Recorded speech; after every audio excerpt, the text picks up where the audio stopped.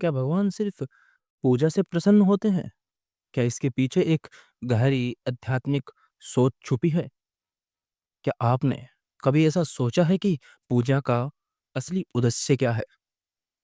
तो आइए भगवान श्री कृष्ण से सुनते हैं इस अनमोल सत्य को। दोस्तों, भगवान श्री कृष्ण ने गीता में कहा है, पत्र पुष्प फल तोय यो में भक्तिया प्रयच्छति। इसका अर्थ है कि जो भी प्रेम और श्रद्धा से मुझे पता, फूल, फल या फिर जल अर्पित करता है, मैं उसे स्वीकार करता हूँ।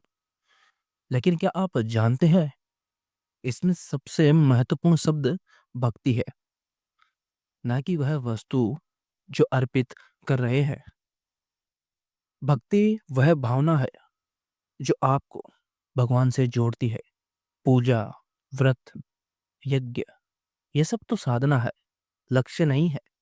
अगर आप केवल दिखावे के लिए पूजा करते हो या भगवान को प्रसाद चढ़ाते समय लोभ या अहंकार रखते हो, तो क्या लगता है आपको, भगवान उसे स्वीकार करते हैं? बिल्कुल भी नहीं।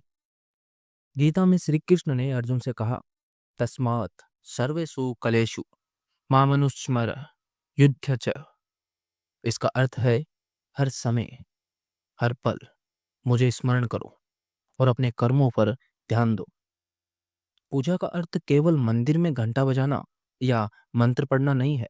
पूजा का असली अर्थ है अपने कर्मों की सेवा को समझना, अपने कर्तव्यों का पालन करना और उन्हें करते हुए भगवान को याद करना, उनकी भक्ति में लीन होना। वेदों में लिखा गया है, यतो वाचो निर्वतन्ते अपर्याप्त मनसा सह। दोस्तों, भगवान को शब्दों या वस्त्रों से प्राप्त नहीं किया जा सकता, बल्कि उन्हें प्राप्त करने के लिए अपने मन को पानी की तरह निर्मल करना होता है। पूजा से अधिक महत्वपूर्ण है मन का शुद्धिकरण। आपके मन के गलत विचारों को आपको दूर करना होगा और उनकी जगह केवल भगवान के नाम को देनी होगी। इस मंत्र का जाप आपके गले से कभी रुकना नहीं चाहिए। हरे कृष्ण, हरे कृष्ण, कृष्ण कृष्ण, हरे हरे, हरे राम, राम राम, हरे हरे। दोस्तों, क्या आपने राजा रतिदेव की कथा सुनी है? राजा रतिदेव के पास खाने को केवल थोड़ा सा भोजन था। जब वह भोजन करने बैठे, तभी एक भूखा व्यक्ति आ गया। राजा ने वह भोजन उसे दे दिया। फिर एक प्यासा व्यक्ति आया और राजा ने अपना पानी भी उसे दे दिया। आखिरकार स्वयं भगवान विष्णु ने प्रकट होकर कहा कि रतिदेव, तुम्हारी भक्ति और सेवा भाव से मैं प्रसन्न हूं। इससे यह स्पष्ट होता है कि भगवान को प्रसन्न करने के लिए महंगे प्रसाद या विशेष पूजा विधि की आवश्यकता नहीं है। उन्हें तो केवल सच्चे मन से एक बार पुकारा जाए, तभी ईश्वर प्रकट हो सकते हैं। दूसरों की सेवा की जाए, तभी ईश्वर प्रकट हो सकते हैं। अपने कर्मों को अच्छा किया जाए, तभी ईश्वर प्रकट हो सकते हैं। उनको पाना बहुत कठिन भी है और बहुत आसान भी है। बस ये समझना जरूरी है कि उन्हें पाया कैसे जा सकता है। दोस्तों, आज के समय में लोग पूजा को एक कर्म कांड बना चुके हैं। वे समझते हैं कि अगर उन्होंने एक विशेष मंत्र का जाप कर लिया या महंगे फूल चढ़ा दिए, तो भगवान खुश हो जाएंगे। लेकिन याद रहे, भगवान श्री कृष्ण कहते हैं, न कर्मणा मनारंभान नैश कर्मे पुरुषोषुते। सिर्फ बाहरी कर्मों से कुछ नहीं होगा जब तक तुम्हारा मन शांत और सच्चा ना हो। अगर आप अपनी पूजा के साथ अपने कर्मों को भी सुधारेंगे और अपने मन को शांत रखेंगे, किसी का दिल नहीं दुखाएंगे, तभी भगवान प्रसन्न होंगे। उदाहरण के लिए, अगर आप गरीबों को भोजन कराते हो, जरूरतमंदों की मदद करते हो, बिना किसी स्वार्थ के और बिना किसी इच्छा के, तो यह भी भगवान की ही पूजा है। दोस्तों, ईश्वर की भक्ति किसी चीज को प्राप्त करने के लिए नहीं, बल्कि आनंदमय होने के लिए की जाती है।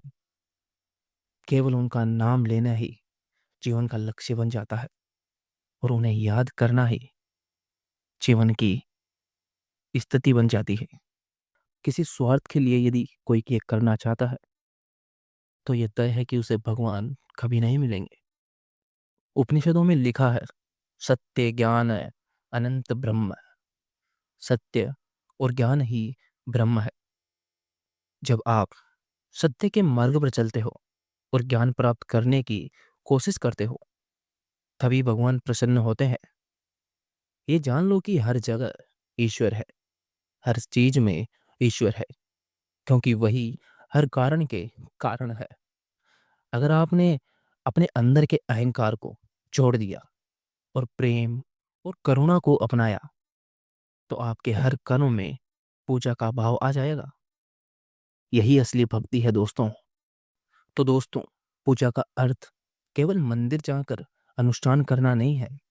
पूजा का अर्थ है अपने विचारों और अपने कर्मों को शुद्ध करना, लोगों की सेवा करना, जरूरतमंदों की मदद करना, दया भाव करुणा, यह सब होना। भगवान कहते हैं, तुम्हारे दिलों में मैं हूं।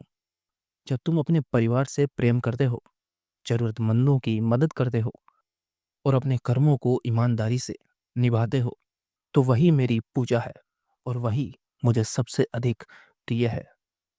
गीता में भगवान श्री कृष्ण ने यह स्पष्ट कहा है, सर्वधर्मान परित्यजय मामेक शरणम व्रज। अपने अहंकार और दिखावे को त्याग दो और मुझे अपनी आत्मा में महसूस करो। यही सच्ची पूजा है। दोस्तों, अगर आपको यह वीडियो पसंद आया तो इसे लाइक करें और अगर आप हमारे चैनल पर नए हैं तो हमारे चैनल को सब्सक्राइब जरूर करें। बाकी अपने दोस्तों और अपने परिवारजनों के साथ इस वीडियो को शेयर जरूर करें ताकि उन्हें भी पता चले कि भगवान की असली भक्ति और सच्ची भक्ति कैसे की जाती है और किस तरह भगवान मिलते हैं। और जब ऐसा होता है ना दोस्तों, तो आपके जीवन में चमत्कार के सिवा कुछ नहीं होता। हरे कृष्णा।